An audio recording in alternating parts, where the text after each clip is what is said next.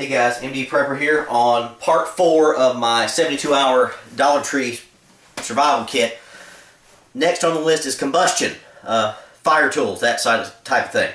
Well, we're fairly limited here because Dollar Tree does not have ferrocenium rods or fire pistons, those sorts of things. So, relatively limited on our options, but also on top of the combustion tools, I've also taken on Tinder, portable Tinder, that type of thing, that we're going to talk about in this video and offer up and see what you guys think. So, obviously the simplest, easiest way to start a fire is a cigarette lighter. So, there you go.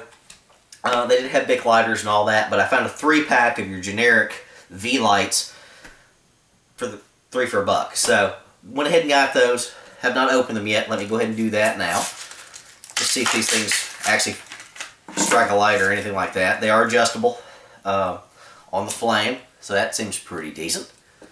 Next one, also fairly decent. Third one, also good. Let's check the adjustability. Perfectly decent there. So these three seem to work. Now I don't know if we want to pack all 3 of these guys, so that's part of the equation. You know, how many do you carry? I would probably say 2. Now beyond this, getting to the basics, matches, diamond matches, the strike anywhere on box type stuff. 32 count per little pack, and there are 10 packs here, so what is that, 320 matches? The smaller ones though, now you got a striker on both the front and the back. These are small, going to take up less space. Now again, I don't know if we want to carry all 10 boxes here because that's a lot of space to take up in your kit.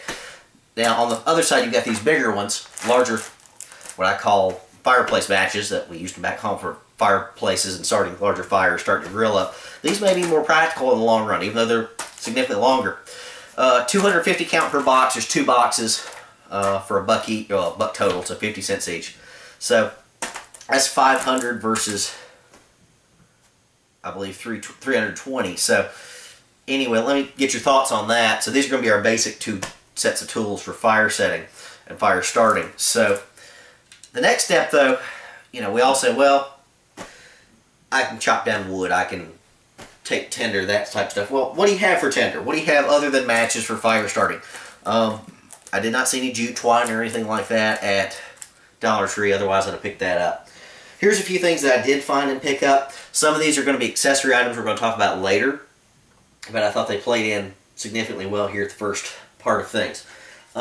Petroleum Jelly. Tremendous fire starter. I know you can get a better deal on it at Walmart, but this is the dollar size can, again, from Dollar Tree, so that's the experiment. So Petroleum Jelly, we can carry that, has lots of uses. Cotton balls. There's 100 count here for $1. I'm not suggesting we carry all 100 cotton balls out there for a 72-hour kit, but yeah, put these 2 together, you got some decent tinder, even if you can't find other stuff around. Next on your list, one of my personal favorites, hand sanitizer. Now I bought 1 big bottle. This was the best deal for the money. This is 10 fluid ounces for $1. That's kind of big, kind of bulky. You know, don't know if we want to carry this out there in the world. We could also combine this with the cotton balls to get our fire started, that type of thing. So there's that option. And on the somewhat less cost efficient but size efficient, 3 small bottles of hand sanitizer. Each one of them is 2 fluid ounces. So that's 6 ounces for $1 versus 10 ounces for $1. So this is a better deal. But I got these 3 just in case we wanted them. Now on the cost efficient side, you got this, and I did actually buy some smaller packable bottles for $1. So 3 of those. One of them's your little spritz or spray bottle, but the other 2 are for your hand gels and lotions, that sort of thing. So we could divide things up, put them in there if we wanted to. So those are options for tinder. They had some little cotton pads, that type of stuff that could be soaked. I thought the cotton balls would be general purpose better, probably. And finally on the list, which is going to come up in my cooking and warmth kit and all that, but should factor in with tinder, is isopropyl alcohol. You could soak one of the cotton balls in isopropyl and get a nice flame there. So that's an option.